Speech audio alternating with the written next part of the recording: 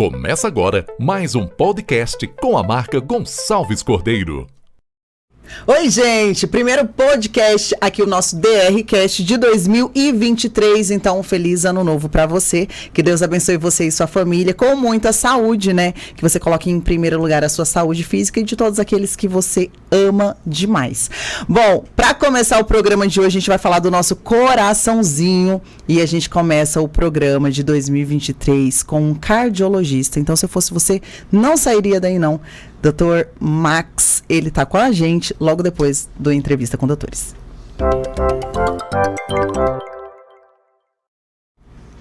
Antes eu gostaria de agradecer a família, né, que é a nossa agência Gonçalves Cordeiro, que está sempre conosco.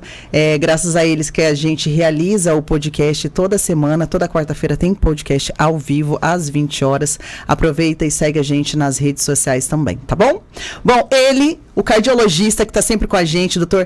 Max Lima, é Max Wagner Lima. De Lima. Ele que é pai da Lulu, da Júlia e do Bob. E nas horas vagas é cardiologista. Nas horas bem vagas. Bem vagas, né? Elas ocupam todo o seu coração. Não tenha dúvida. Quem segue nas redes sociais Meus áteros.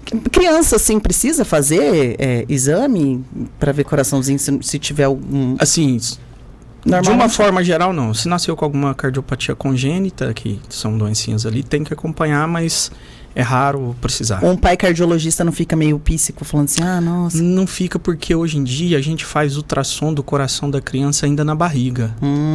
Então, se já ali não tem, você fica menos preocupado com isso.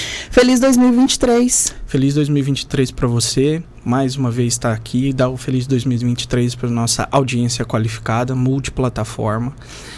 Que todos tenhamos um ano de bastante trabalho, bastante saúde e que a gente fique com os corações mais amenos, né? 2022 com um clima de todo mundo com o coração apertado devido a tudo que aconteceu.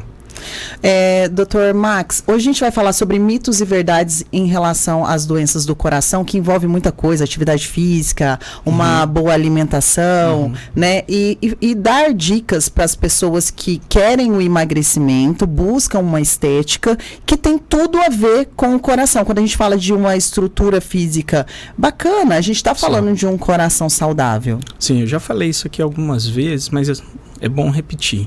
Eu entendo que o que mantém uma pessoa fazendo atividade física regular é a estética.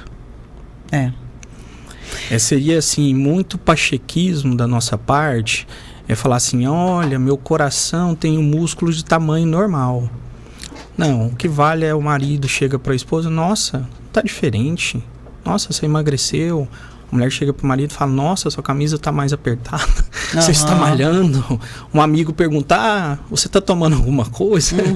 Não, né, brincadeiras à parte. Mas o interesse do cardiologista final é um corpo bacana. O que é um corpo bacana? Aquele corpo que tenha o percentual de gordura adequado. Para altura, que aquela pessoa tenha sua quantidade de massa óssea preservada para a idade, que a musculação traz isso.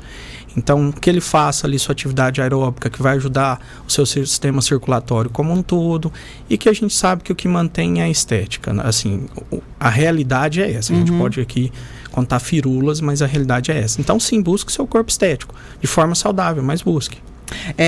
Quem já assistiu os nossos episódios sabe que quando a gente começa a sentir falta de ar, ficar muito ofegante, às vezes vai atravessar a rua, já é um sinalzinho ali de que tem alguma coisa errada, né? Que o corpo ele tá pedindo uma atividade física, um corpo em movimento. E teve uma amiga minha que comentou esses dias, ela falou assim, eu tô com muita celulite. Falei, mas você tá fazendo alguma coisa? Ela falou, não, inclusive eu tenho que fazer, porque eu fui com o meu pai no mercadinho lá no bairro, e 2 quadras eu cheguei lá ofegante. Eu vou falar um caso de vida real, meu caso. Pandemia, eu engordei 15 quilos. Eu bati 100 quilos. Meu peso normal. Quando eu era muito magro, eu pesava 69, 72. Eu saí ali, até mais de 15, né? Eu saí de 82 para 100. Eu me lembro exatamente da minha figura de 100 quilos no espelho. Da minha filha mais nova me chamar de gordão. E eu moro numa casa de 2 andares. Eu chegar no final do 2º andar cansado. Eu falei, uai. O que tá acontecendo? O que aconteceu foi simplesmente, eu vivi a maior carga de estresse que eu já vivi na minha vida, por trabalho e por questões de doença familiar. Abandonar de comer comida saudável e virei cliente VIP no iFood. E parei de fazer atividade física, ou seja, minha saúde mental não ficou legal.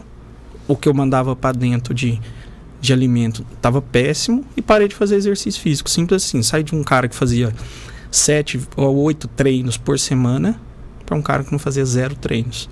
E eu não ganhei 15 quilos, 18 quilos em 2 meses. Assim como eu para voltar, eu também sabia que eu não ia demorar, eu não ia perdê-los em 6 meses. Então depois, 1 ano hoje, dia 26/10, fez 1 ano que eu voltei a treinar, comer certo. Perdi já 15 quilos. Então assim, foi 1 ano. Então é isso que eu falo para os pacientes, não queira perder os 15 que você precisa em 6 meses. Vai perder em 2 anos. Eu senti isso, eu não conseguia subir um lanche de escada, pô. A máscara parece que estava mais sufocante do que já é, né? Porque é ruim ficar de máscara, do ponto de vista de respirar. Eu falava, gente, o que tá acontecendo? Subir um lanche de escada e ficar suado. E o pessoal fala assim, né? Mas é tão difícil pra mim e tudo mais. É difícil pra todo mundo. O doutor é cardiologista. É difícil pra todo mundo. Né? E aí todo mundo fala assim, não, mas ele é cardiologista. É lógico que ele consegue e tudo mais. Não, é difícil, pô. Eu tive que falar assim, cara, tá errado. Repensar meu processo, né? Assim, o que eu tô fazendo de errado? Eu sabia, eu falei, cara, não dá mais. Isso aqui eu vou pagar o preço num curto, num médio e num longo prazo. Aí eu tive que me ajeitar. Atividade física hoje, tem algumas pessoas que falam, né? Defenda o seu processo. Hoje a atividade física é defendida. Poucas coisas atrapalham a fazer exercício. Todo dia? Eu faço média 14 treinos por semana. Porque eu treino 2, 3 vezes às vezes. Eu sou um pouco exagerado atualmente, porque eu tenho um objetivo. Mas eu treino das 5h30 às 6h30 musculação. 2 a 3 vezes, ou 4, eu treino do meio-dia a 1. E eu faço meu aeróbico, eu pedalo meia hora, 40 minutos à noite. Entendi. Mas eu organizei minha agenda porque, assim, esse horário minhas filhas não precisam de mim. Na hora do almoço elas já estão na escola. No final do dia eu consigo fazer com elas brincando, conversando e a gente discutindo da escola. E eu fico ali no rolinho pedalando. Eu tenho uma bicicleta, um rolo em casa.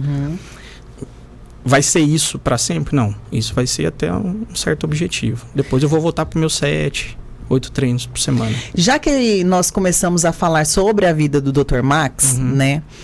Antes de começar os mitos e verdades, vamos falar de algo que você tirou da sua vida. Como depois que você adquiriu o conhecimento, mas você gosta muito. Mas por conta da saúde do seu coração, do seu corpo. 2 coisas que eu não tirei, mas assim, praticamente não consumo mais bacon. Bacon? O bacon, assim, se foi apresentado uma vez na vida, eu tô falando porque eu gosto muito. Entendi. Se tiver bacon todo dia, eu como todo dia. Se tiver 2 vezes por dia, eu como 2 vezes por dia. Então, para vencer o bacon, eu não tenho. Se as minhas filhas vão comer, também não. Mas não tem. E batata frita eu evito de todas as formas. Açúcar eu não consumo há anos. Tá, o bacon eu achava que era melhor, mesmo que uma porção pequenininha, colocar ali o bacon no lugar do azeite pra fritar um ovo, pra alguma coisa assim. Ele não é, assim, o pouco não vai fazer diferença. É que pra mim um pouco não... Entendi. É vício. Excedia, entendi. É vício, né? Assim, eu como muito. Então, não melhor dá. tirar. Então, assim, tem coisas que a gente tem que saber que o inimigo é mais forte do que a gente. Então, você tem que traçar estratégias. Sal, hoje eu consumo menos do que eu já consumi. Por exemplo, o meu arroz é sem sal. Faço um arroz separado, que eu gosto de arroz integral. Então, tem 10 anos que eu consumo arroz integral sem sal. Porque já tem sal no feijão, na carne. Então, isso eu vou amenizando.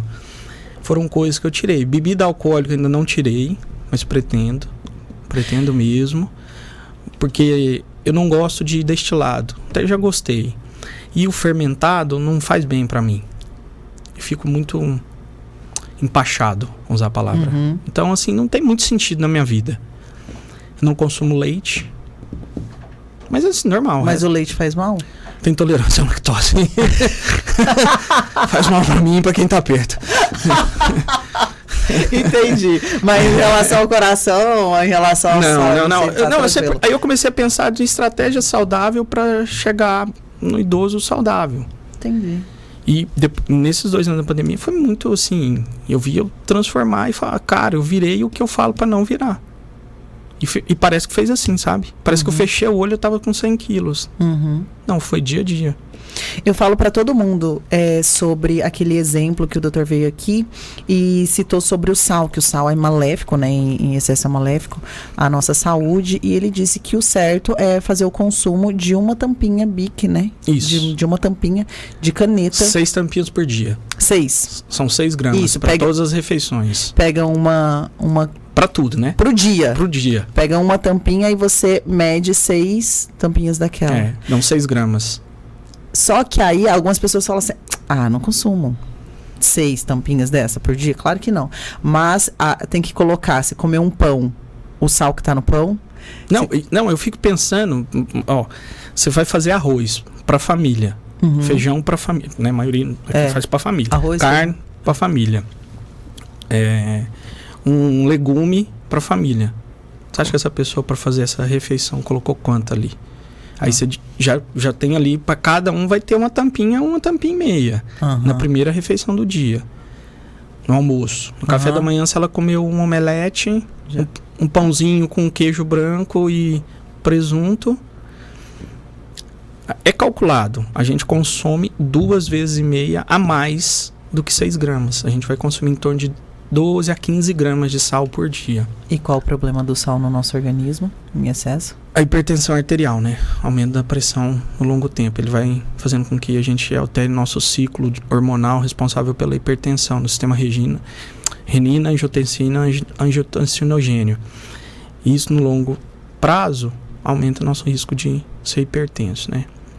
Além do envelhecer das artérias, que também isso é inexorável, porque a gente vai ficando velho, a gente está trazendo mais um fator agregado aí, que é o consumo excessivo de sal. Tá, vamos lá para as nossas perguntinhas do verdade ou mito. Mitos e verdades. Mitos e verdades. Sensação de formigamento e queimação nas pernas é sinal de infarto ou derrame? Mito. É mito? Mito. Começou a formigar ali as pernas, não precisa achar que vai morrer. Não precisa achar que... Não significa que não é importante, tá? Mas isso não é sinal nem de infarto, nem de derrame.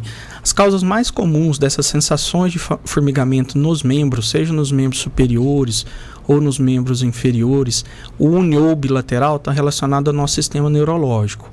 Exemplo, a causa mais comum, as hérnias de disco. Então, por exemplo, se eu tenho uma hérnia de disco na região da cervical... Se for mais para o lado direito, eu vou ter sensação de parestesia na mão. Parestesia é o formigamento. Vai ter formigamento, vai ter aquela sensação de mão boba, depois atrofia, dor e depois atrofia. Que provavelmente vai ser a lesão que a gente vai mais ver daqui para frente, devido ao uso do celular. Ai, meu Deus. Porque a gente fica assim, né? Ninguém vê celular assim, ninguém usa o computador assim, que é o certo, né? Inclusive o próprio médico que vos fala, faz vídeos olhando para baixo. Para baixo. Então... A primeira manifestação. Então, muitos pacientes vão ao consultório do cardiologista e falam, nossa, eu tô com formigamento na mão e tal. As maiores causas disso são por questões ortopédicas. Tem uns tipos específicos de acidente vascular encefálico, os AVCs, que podem dar formigamento. Mas é o raro do raro do raro. Entendi. Entendeu? Mas tem que pensar mais nas doenças neurológicas, seja no sistema nervoso periférico, ou seja, onde os nervos saem na periferia, ou lá na origem deles no cérebro.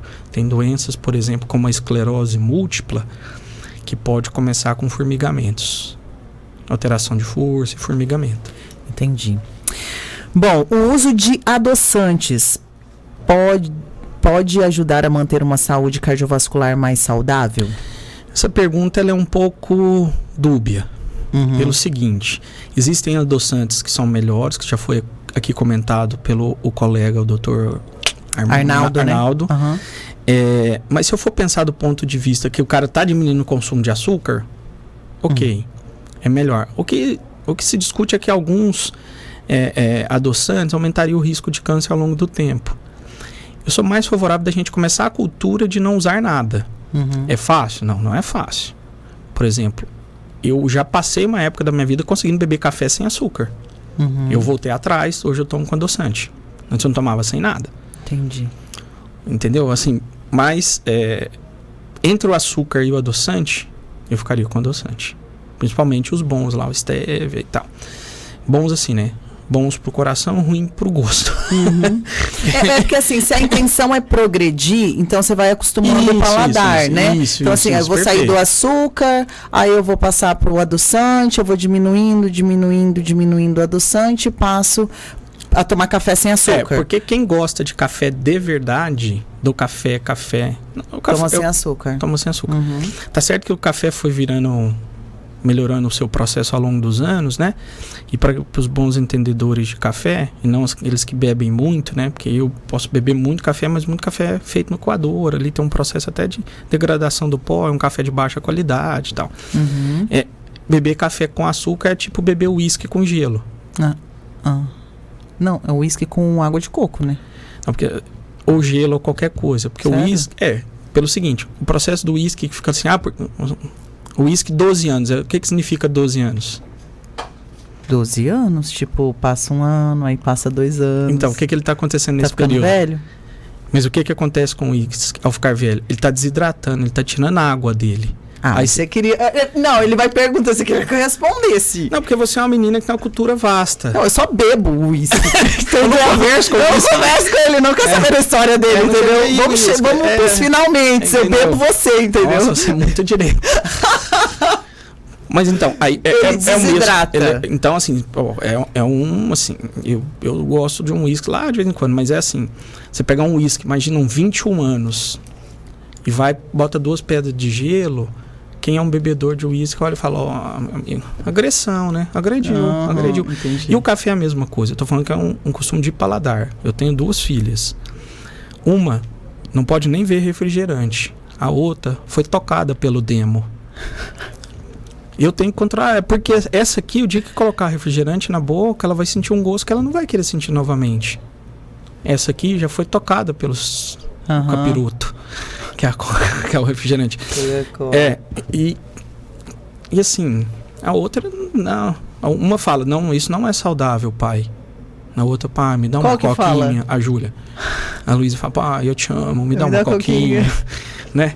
Então, assim, o paladar é treinável. É claro que a gente agora, eu com um pouco mais de 18, fica mais difícil, né?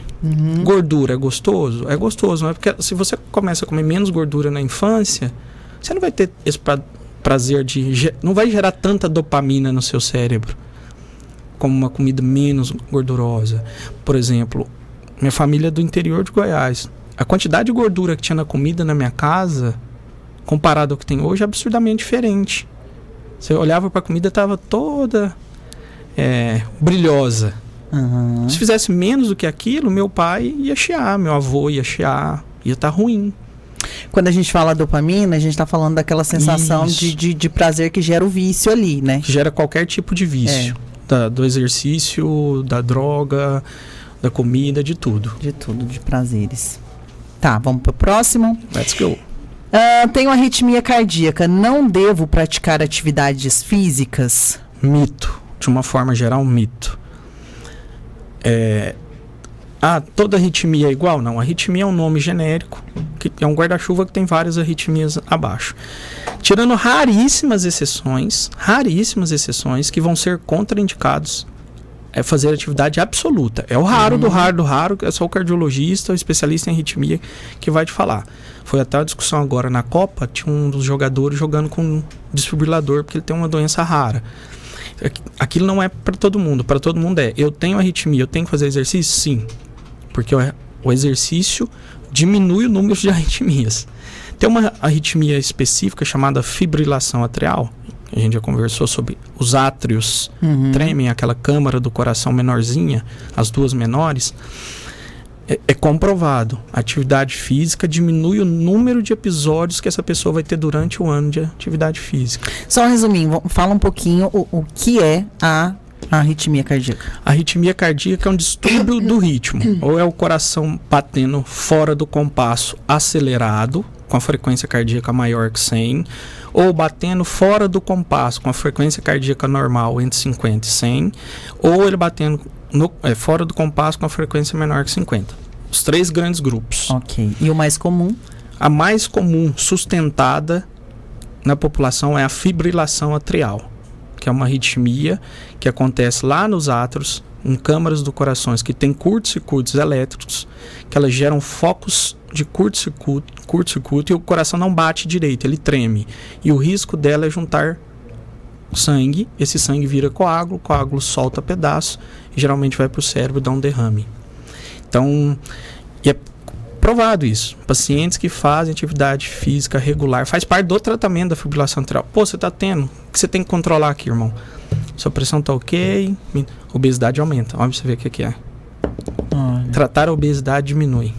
Olha, assim, independente do que você faça para tratar, tá? Fez uma bariátrica, por exemplo, e perdeu peso ainda sem fazer exercício, diminui. Olha. Então, tem que fazer exercício físico. Raro, a arritmia que o médico vai falar assim, tá proibido. Ou a gente vai dar um jeito até você poder fazer exercício. A gente vai curar, melhorar, tratar, colocar alguma coisa para fazer exercício físico. E até porque a pessoa que tem arritmia e tudo mais, ela tem que ser acompanhada com o médico, não? Sim. Então ele deveria. vai falar. Ele vai falar, ó, é o Deveria. seguinte, você pode fazer, ou então você tem essa rara e não pode, Isso. né? São as raras. É muito raro. Tipo, esquece. É bem pouquinho mesmo. entendi. Senão a pessoa fala, não vou, né? Vai que eu tenho, né? Vai que.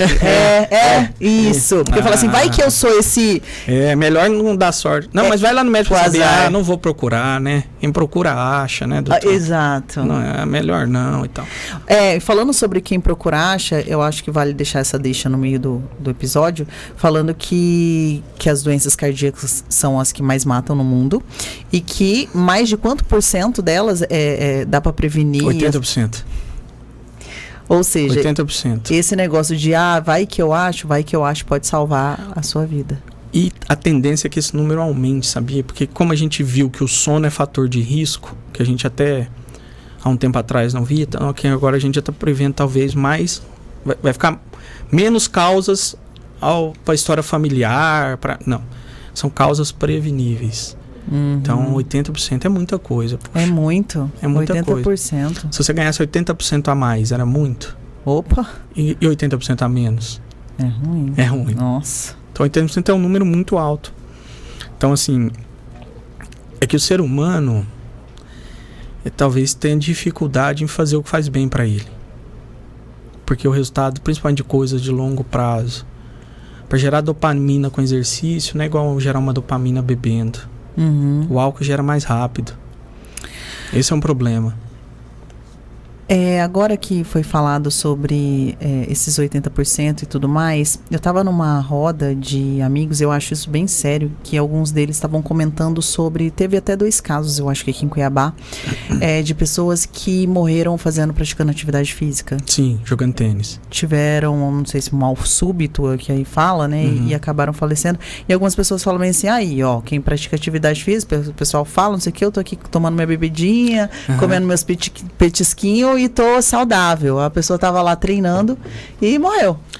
É a lei do que é muito. Eu ouço isso direto. Mas meu avô fumou até os 100 anos e não morreu, né? O avô dele sobreviveu. Os 10 outros irmãos morreram aos 40. Mas ninguém conta. Foram 2 casos, né, que foram publicizados, porque um era conhecido, um empresário conhecido, o outro era um funcionário também do Estado, alguma coisa assim. Os 2 eram jovens, mas os 2 não eram. Eles tinham problemas de saúde já sabidos, estavam com sintomas e não tinham ido ao médico. Olha. E essa história que assim, eu tô aqui, o cara tava treinando. Mas não, assim. Essa gente piadinha. Assim, engana trouxa, né? Que se o paciente fala, poxa, eu atendi um cara super jovem. Eu descobri no check-up que eu tinha as artérias tudo entupidas, tive que operar, a época que eu mais treinava, mais que eu tava bem, né? Poxa, e aí, doutor? Eu falei que ainda bem que o senhor treinava. Porque o senhor teve uma melhor recuperação na cirurgia, o senhor vai viver mais porque o senhor treinava, sua evolução foi muito melhor, o senhor não teve complicação nenhuma da cirurgia. Ainda bem. porque os outros 20%, se tiver exercício, peso em dia, o resto em dia, vai bem.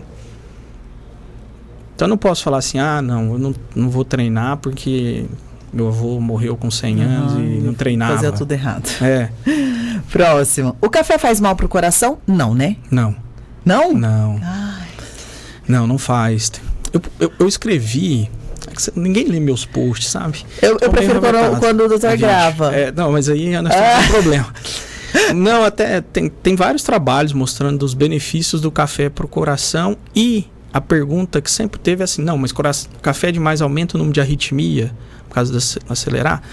Trabalho publicado este ano numa grande revista no Congresso Europeu de Cardiologia, em que pegou aqueles pacientes que já tinham arritmia e viu se aumentava a frequência. É claro que tem um número médio ali de consumo, que varia entre 3 a 4 xícaras por dia, não houve aumento. Hoje tem cardiologistas no Brasil, principalmente, só estudam café e coração. Entre lá nos meus posts, lá embaixo tem assim, café e coração. Ok. Mas não. Mas tudo depende do quanto. Às vezes bebe uma garrafa inteira, né? Até meio-dia. Alguém. Teve uma dessas aí recente na internet, que eu não sei se era meme. Funcionário na Inglaterra morre após 200 xícaras de café. Minha pergunta foi, quem contou? Quem contou? 199, vai bater o recorde. Não, obviamente, como qualquer estimulante, por exemplo, aqui na nossa região é muito comum, nos mais jovens menos, mas nos mais antigos, o guaraná ralado. Guaraná em pó e tal, também é estimulante. Sim. Se eu uso um estimulante, se eu uso cafeína, quem treina e usa cafeína lá para treinar como pré-treino, que toma uma dose, geralmente em torno de 400, 600 miligramas, que é uma dose alta, sente o baque da cafeína. Pra você tomar aquilo ali de café, você vai ter que tomar uma garrafa. Então, para treinar, você está tomando uma garrafa. Então, tem que ponderar isso, entendeu? Entendi. E aí, sim, você vai numa carga alta de estímulo, né? Porque tem pessoas que não se dão bem com a cafeína em si, né? Sim, tem gente que pré-treino e começa... Não é dose dependente. Tem pessoas que são mais sensíveis ao estímulo da molécula da cafeína. Então, vão ficar mais taquicárdicas, mais ansiosas, ficar ofegantes sem nem começar o exercício, né? Mas o café, de uma forma geral, consumido numa quantidade de 3 a 4 xícaras por dia, tá de boa. Atividade sexual pode ser prejudicial para quem sofre de problema do coração? Pode. Duro falar isso, mas pode, né? Agora que vale uma piada, vamos fazer um corte. Cortes. Um corte. Não, sim, porque assim, se a pessoa tem um entupimento na artéria do coração não tratada e está tendo sintoma de dor, cansaço ou esforço, a atividade sexual é uma atividade que, em média, exige bastante esforço. Né? Quando a gente vai fazer a esteira lá, fazer o exame de esteira, a gente mede a capacidade física do coração. Essa capacidade física, a unidade chama MET, que é quantos ml de oxigênio você consome por minuto. Então, assim, 7 METs é uma média de um sexo entre marido e mulher. Xoxo? Porque entre marido e mulher. Ou seja, o padrão, Dani. Nós entendemos assim, cortes, né? Isso está no livro, entre marido, entre amantes, não, aí mulher com amante, vai para 10 METs.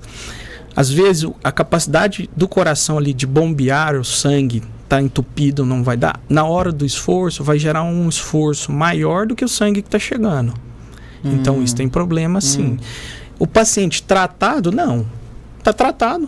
Foi lá, tomou o remédio, abriu a artéria, fez a cirurgia, não. Mas é por isso que a gente vê alguns casos, fulano faleceu na hora H, no motel e tal, em casa e tal. Mas tem problema, não é que é para as pessoas pararem de fazer sexo, é para ficarem atentas, e geralmente a mulher é a primeira a alertar o homem, ou ir junto com ele na consulta, porque da cabeça masculina é difícil aceitar que ele está ficando cansado antes da hora. Né? Então, geralmente esse povo fala, doutor, então, tem um negócio. Tá com mais dificuldade, você vê que tá cansado. Um dia eu fiquei meio preocupada. Isso pra gente é um sinal muito importante pro cardiologista. A gente não deixa isso passar em branco, não. A gente considera isso como um sinal que eu tenho que realmente ser talvez até mais cuidadoso nos exames que eu vou executar naquele homem. E no homem é mais previsível, digamos assim, porque, né, ele... A exigência é maior, né? Da mulher, assim, já ela fica mais cansada e tudo mais, mas o homem, às vezes, o coleguinha até não Sim, acorda. e como geralmente o homem é o mais desleixado da saúde, ainda tem mais essa, né? Porque a mulher, eu sempre falo, a mulher querendo ou não, ela faz um bom check-up todo ano, desde os 14 anos. E não ginecologista. Isso, é verdade. Então, sim, para quem tem problemas não tratados, por quê? Porque é considerado uma atividade física, é igual o cara tá mal do coração e vai fazer uma esteira. E coloca andar rápido na esteira. Ele tem um cansaço desproporcional ao esforço que ele tá fazendo. Quando a gente fala atividade física pode ser prejudicial, a gente, para quem tem ali o problema no coração, a gente tá falando de qualquer atividade física também, né? Sim, a gente tá considerando o sexo como uma atividade física nesse momento. É um problema que não foi tratado. É um problema não tratado. E aí, assim, não significa que, eu operei o coração, fiz stent, tomo remédio, não pode... Não, faz parte da vida. Saúde mental, né? Como qualquer outra coisa do nosso dia a dia. Pelo contrário, tem que manter aí a saúde familiar. Pessoas que têm problema no coração não devem tomar estimulante sexual? Então aqui nós temos dois momentos em que a gente vai dividir entre mitos e verdades. Ok. Qual o problema do coração? A depender do problema, não vai fazer a mínima diferença.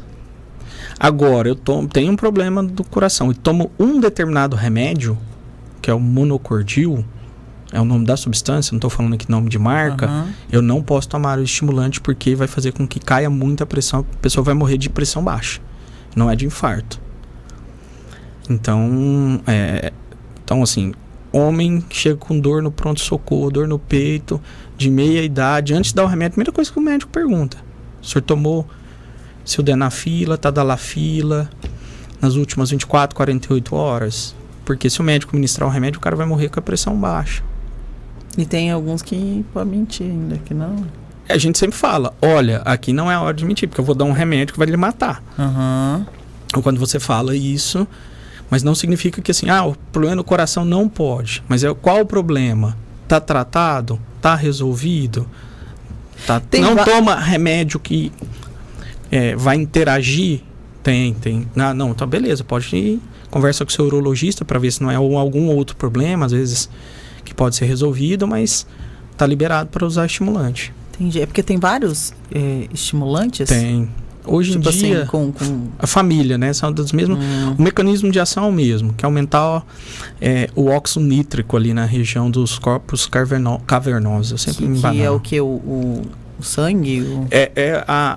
As artérias que fazem a ereção, né? Responsáveis pela ereção, onde chega o sangue. Aí, o primeiro nasceu o nome comercial comum, Viagra, que é o sildenafila, que foi um efeito colateral, né? Você sabe da história. Não foi feita a pesquisa para isso. Essa medicação ela serve para diminuir a pressão na artéria do pulmão. Para alguns pacientes que têm uma doença grave e rara. E foi visto que os homens que tomavam ficavam felizes. Tinha ali, tá vivo aqui, todo pimpão. E aí a indústria, né, 20 anos atrás ficou milionária, né, com isso. E aí foram melhorando a molécula para duração. Hoje tem drogas que duram 72 horas. Nossa. Nossa, é isso aí. Então tem doses hoje menores, tem 4 classes hoje. Mas todas são assim, o mecanismo de ação mais ou menos igual, o que muda vai ser tempo, dose, vai ser uso. Tem gente que usa de uso diário. Tem homens que usam doses baixas de uso diário, tem indicação de doses baixas para uso diário. E tem gente que usa, você que é do bodybuilding, para preparação de finalização. Meio que faz atividade física, porque ele é um vasodilatador. Então, tem gente aí nessa área do esporte que toma para desempenho. Tá. Mas assim, fiquei curiosa agora. As artérias que fazem com que, né?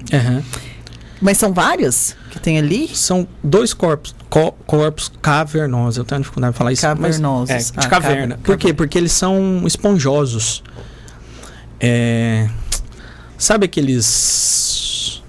como é que chama aquilo da piscina? Sabe aqueles... Da piscina? É cotonete que as crianças usam. Ah, tá, macarrão. Macarrão. Não, cotonete não, é macarrão. É parecido com aquilo. Eles são esponjosos. Entendi. Então, o sangue entra, eles se fecham, crescem e fazem um movimento de ereção.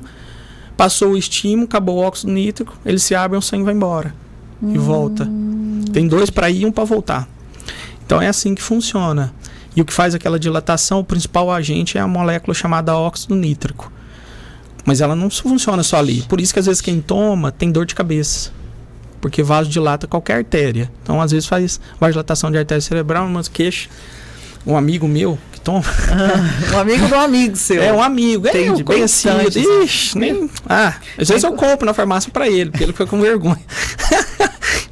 Eu moro na farmácia que eu moro perto, todo mundo me conhece, né? Por causa de comprar leite, da época das fraldas. Imagina. Max! Tá na promoção. Tá na promoção. Doutor Max, você vai levar o que hoje? O leite, a fralda? Não, já passei dessa fase. Mas tá na promoção. Aquele que o senhor compra pro seu amigo. Mas assim, são medicações seguras, desde que tenha uma avaliação em conjunto do cardiologista e do urologista. Porque às vezes o problema nem é aquele remédio que vai resolver. É outro problema que tem que investigar, porque às vezes tem entupimento ali, tem que tratar o diabetes que está ruim e não vai resolver o problema da disfunção erétil. E em quais outros lugares do corpo que é parecido com lá no coleguinha, esses corpos cavernosos? Só lá. Só lá. E olha como é interessante a vida, né? Porque é capaz, graças a essa característica, como Deus é foda mesmo. Graças a essa característica é possível pôr prótese. Você tira os corpos cavernosos e coloca prótese. Porque se fosse uma artéria mesmo, como é que você ia fazer? Verdade. É top, assim, entendeu? Assim, tem solução. É muito... Deus é fantástico, assim. Tá, e aí vamos supor que a gente já ouviu... Por que eu parei nesse assunto, né? Mas é que... Se não fosse nesse, era no gin, né? Pessoal aí do gin patrocinador. Essa parte eu vou colocar, vai aqui, né? Arrasta pra cima. Mas que tem essas histórias assim que vai lá e corta o coleguinha lá, né? É o urologista que faz a cirurgia em si. Fazer um reimplante, se for possível, né? Se pegar ali a peça. Se não morrer, verdade. E faz... e aí tenta se reimplantar, né? Mas o problema é que você não tem pele, às vezes, suficiente para você fazer esse... O cara pode ficar realmente sem...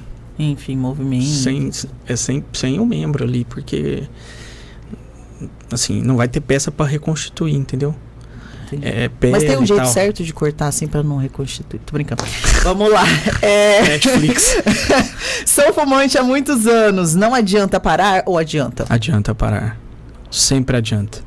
Fumo há 80 anos. Vou viver mais 3. Adianta parar. Exposição à doença. A gente já falou aqui sobre a obesidade. Quanto mais tempo eu passo exposto à obesidade, pior é. Quanto mais tempo eu passo exposto ao tabagismo, pior é. Por exemplo, quando eu fumo e deixo de fumar, a gente já sabe de quanto tempo que um ex-tabagista vai diminuindo os riscos para cada doença. Por exemplo, do coração é 10 anos. O cara parou há 10 anos, ele já não tem mais aquele risco sobre... Para câncer, 15. Para DPOC, 20. DPOC é a doença pulmonar obstrutiva do coração. Tem lá os tempos bem claros, né? Então, assim... Poxa, eu fumei tanto que meu coração ficou destruído. Eu preciso de oxigênio. Eu tenho que parar de fumar. Porque você parando, você para o processo de destruição. O que ficou destruído não volta. Entendeu? Mas como é uma árvore muito grande, muito extensa, você para de destruir. Sem contar que o cigarro tem outros problemas. A disfunção erétil... Então tá, eu parei, meu pulmão tá ruim, mas você vai prejudicar lá seu amiguinho. Você vai ter derrame, você vai ter infarto, você vai ter câncer de língua, câncer de boca, câncer de pâncreas, né? Então, assim, a gente pensa na parte funcional do pulmão, mas são muitas coisas envolvidas. Eu sempre falo, cara, então pensa na sua disfunção erétil, pô. Aí talvez ele se importe um pouquinho mais, porque é um câncer, né? Mas a disfunção erétil. Isso é assim, pacientes que usam oxigênio em casa, a gente indica esse oxigênio, claro, vai precisar e tal, tem critérios, mas a gente fala que é mais importante do que usar oxigênio é parar de fumar. Olha que louco. A gente fala pra ele, olha, os estudos mostram que é mais importante pra você continuar fumando, vai ter uma hora que a gente não vai conseguir dar o tanto de oxigênio que o senhor precisa. Tá, mas eu não entendi. Quando fala dar o oxigênio... Oxigênio, o cara vai usar cilindro em casa de oxigênio. Ah, porque já tá muito... Entendi. Isso, porque assim, o cigarro, o que ele faz? Ele destrui a arquitetura do pulmão. Destruindo essa arquitetura, você consegue eliminar pouco gás carbônico, que é a função do pulmão, e colocar pouco para dentro oxigênio. Isso, por diversos mecanismos, vai fazer que a sua pressão na artéria do pulmão, na artéria pulmonar, fique alta. Isso faz com que seu oxigênio caia no sangue e seu gás carbônico suba. Então, tem gente que vai ter a pressão lá alta e eu vou ter que dar oxigênio para nutrir isso aqui e diminuir essa pressão. Uhum. Tem gente que vai precisar tomar Viagra para diminuir essa pressão. Tem caras que não conseguem tomar banho sem oxigênio. Nossa. E transplante de pulmão não é simples, não é fácil, porque baixo. No Brasil, o índice de transplante de pulmão é muito, muito pequenininho, muito pequeno. Então, assim, é terrível, terrível. É punk. É parar de fumar mesmo. É. As emoções influenciam sobre a nossa saúde cardiovascular? Sem dúvida nenhuma, né? A saúde mental tá aí e cada vez mais comprovado que a saúde mental fora do prumo, mais cedo ou mais tarde você vai ter consequências cardiovasculares, né? Você vai ficar mais hipertenso, mais arritmia, mais infarto. Existe um quadro típico, eu já falei aqui, mas nossa audiência é rotativa, que é a síndrome do coração partido. Que é durante um estresse agudo, seja por qualquer causa, por exemplo, briguei com a Dani aqui. Uhum. Eu tenho uma forte dor no peito, meu músculo entra em fadiga, ele para de funcionar uma parte, eu levo para o cateterismo, faço um cateterismo, mostro que as artérias estão todas abertas, funcionantes. Por que aconteceu aquilo? Uma descarga adrenérgica monstruosa. Então, esse é um quadro que a gente mostra claramente ali. Que é emocional. Que é emocional. Uhum. E um fator emocional importante são aqueles pacientes que têm qualquer doença, por exemplo, transtorno de ansiedade, síndrome de pânico. Mais cedo ou mais tarde eles vão ter problema cardiológico se não tratado. E até fazer o tratamento, hoje mesmo eu atendi uma menina que ela claramente, assim, tinha um sinal. Ela falou, doutor, eu tenho certeza que eu não tenho nada no coração. Que pra mim é crise de ansiedade. Eu falei, você acha que você vai morrer, não é? Quantas vezes você foi no pronto atendimento esse mês? Doutor, umas 5. Nossa. Mas eu falei, então, meu papel ali é mostrar que o coração dela tá bem, pra ela ter consciência que ela precisa no psiquiatra tratar. Uhum. E que se ela não tratar, além da qualidade de vida dela e ela entrar mais tarde num quadro bem pior, o coração dela vai pagar o pato. Isso eu brinco com a Renata, eu falo o seguinte, se tiver que investir hoje nas minhas filhas, eu invisto tudo em saúde mental. Porque saúde física é fácil, a gente já sabe os benefícios do caminho, sabe o que fazer. Saúde mental é uma construção muito mais complexa. Exato. Em que a minha geração não sabia muito sobre isso. E a pessoa pode ter, às vezes ela pratica atividade física, tá tudo tranquilo, tem uma alimentação boa, mas ter, não sei, um infarto ou alguma coisa por conta desse emocional, sem ser da síndrome do coração partido? Pode, porque assim, você está vivendo uma carga de estresse. E a gente sabe que um dos fatores modificáveis do infarto é o estresse. Então, se eu vivo um estresse constante, que não, né, quando a gente fala de estresse, às vezes a pessoa acha que é o estresse do trabalho. Não. A pessoa tem um pico de estresse alto. A pessoa tem os hormônios do estresse alto. Né? Adrenalina, noradrenalina, circulante ali. E aí quem está de fora, às vezes não consegue entender. Não, ela está vivendo um estresse 24 horas. Não tem dívida, tá passando fome, não brigou com o marido, com a mulher, não tá bem na empresa, mas um distúrbio mental, assim como uma pressão alta é uma doença, em que se eu não tomar uma ação, que é ir lá no médico certo, que chama-se psiquiatra, às vezes tomar remédio, fazer terapia, escolher a melhor, fazer exercício que faz parte do tratamento e tal, eu estou expondo essa pessoa a um risco de médio a longo prazo, mas sim, ela vai ter. Entendi. Vamos lá. Pernas, essa é a última. Pernas inchadas é sempre doença do coração? Não. Pode ser de uma forma bem... Aquela que quando aperta assim, fica... É, marcada? Cachaça aquela. Não, tô brincando. Não. Nossa, fica sempre assim, a minha já tava chique. Foi eu que fiz essa pergunta. Opa. Não, tem 4 grandes sistemas que podem dar. O coração, pode ser problema no coração, pode ser problema no rim, pode ser problema no fígado e pode ser um problema quando você perde proteína na urina. Esses 4 grandes sistemas. Por exemplo, o coração inchado, fraco, vai fazer você inchar as pernas. Tem um 5º sistema que é as varizes, insuficiência venosa. Problema no rim, o rim parou de funcionar, você não detectou ainda. Aí você para de urinar, você vai ficar inchado. Aí realmente não é só as pernas. No caso do rim é assim, a perna, a barriga, rosto, o olho fica inchado, a cara fica inchada. Do rim? Do rim. Do fígado, por exemplo, quem tem cirrose. Eu paro de produzir proteína, a albumina, que é a principal proteína que o fígado produz, que a gente tem circulante. Quando a minha albumina baixa, eu tendo a pegar o líquido que está dentro dos vasos e jogar para fora. Então vai ficar inchado. Eu posso perder proteína na urina, através de várias doenças. Até criança pode ter doença chamada síndrome nefrótica, e aí então leva a esse inchaço. O mais comum do inchaço nas pernas, que é comum principalmente quem tem profissões de risco, quem passa muito tempo em pé, quem não faz atividade física, quem tem história na família de varizes, que são as próprias varizes. Às vezes a gente não vê essa varize ali no olho nu, não são aquelas varizes grosseiras, mas faz o exame e mostra que as veias não são competentes.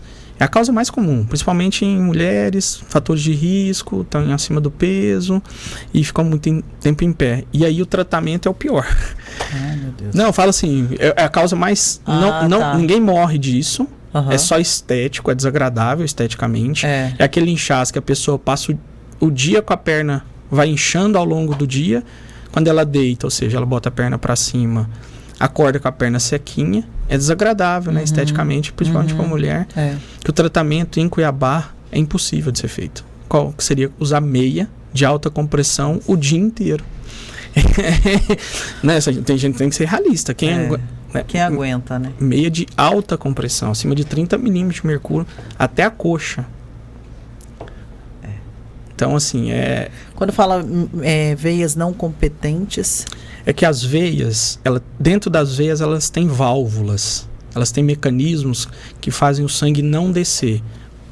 Por exemplo, a panturrilha é chamado nosso segundo coração. Por exemplo, a panturrilha, o trabalho dela faz com que o sangue vai subindo. Para voltar lá para o coração, para ser oxigenado no pulmão e voltar. Fazer todo esse sistema. Então, ela empurra o sangue, para ele não voltar, ela tem válvulas. Entendi. Essas válvulas dentro das veias se tornam incompetentes. Aí tem vários graus de competência, até chegar aquelas varizes feias, grossonas, que tem que às vezes tirar a veia como toda, né? Tem que fazer uma cirurgia tem que tirar a safena, né? Que é a veia principal ali da perna. Mas a maioria dos casos de inchaço não são do coração, mas aí cabe ao médico fazer essa diferença. Porque ele vai analisar a idade, fatores de risco, os exames laboratoriais, o exame físico. Mas na maioria dos casos não é. Mas se tiver com a perna inchada, tem que procurar um médico. E pode não ser só estético. Acabou o Mitos e Verdades. Pai. Mas, Mas, 2023, eu acho que a gente pode lançar, toda vez que o Dr. Max vier aqui no podcast, a gente vai lançar, nós iremos lançar um desafio, que será, assim... para ajudar mesmo. Colocar 2 coisas para as pessoas ou inserir ou tirarem ali Perfeito. Da vida. Perfeito. Né?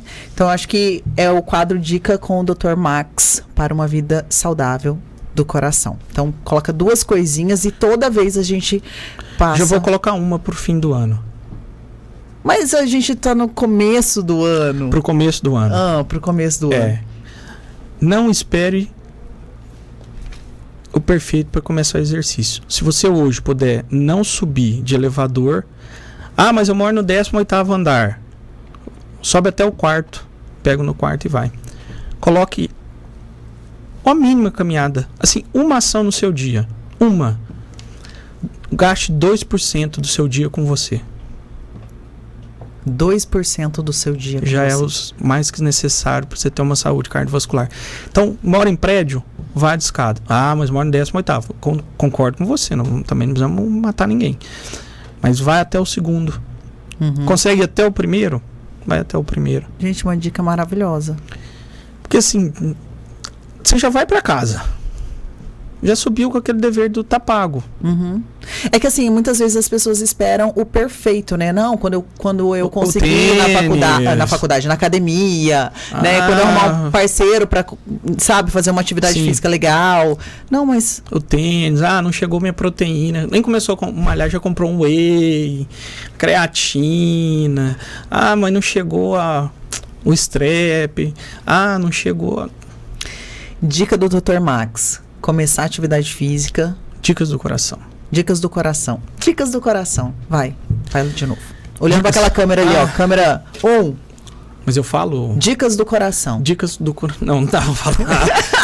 Dicas do coração com o Dr. Max. Dicas do coração com o Dr. Max. Pode ir, agora fala. Eu tenho que falar. Olhando pra câmera, gente. Eu falo qualquer dica ou essa dica? Essa dica. Tá, então vamos fazer uma dica para você agora, já no começo de 23, instituir na sua vida. Se você morar em apartamento, pega pelo menos 1 a 2 lances de escada. Não vá de elevador. Eu moro no 10º. Vá até o quarto. No quarto você pega o elevador e chega na sua casa. Coloque pelo menos 2 lances de escada. 2 lances de escada já representa aí que seu coração vai subir a frequência cardíaca, já para ter algum ganho na sua saúde cardiovascular. Isso é comprovado. Então vamos começar a colocar mais escada e menos elevador. Perfeito. É isso, gente. 2023 começando daquele jeito. Obrigada, Dr. Max. De nada, tamo junto e misturado. Já separa a dica do próximo episódio. Perfeito. Tá bom? Um beijo. Obrigada, galerinha que tá acompanhando a gente. Toda quarta-feira, ao vivo, aqui às 20 horas, você pode acompanhar no YouTube. Segue a gente nas redes sociais, Dr. Max também. E agradecer a agência Gonçalves Cordeiro, que tá sempre com a gente. Tchau, tchau.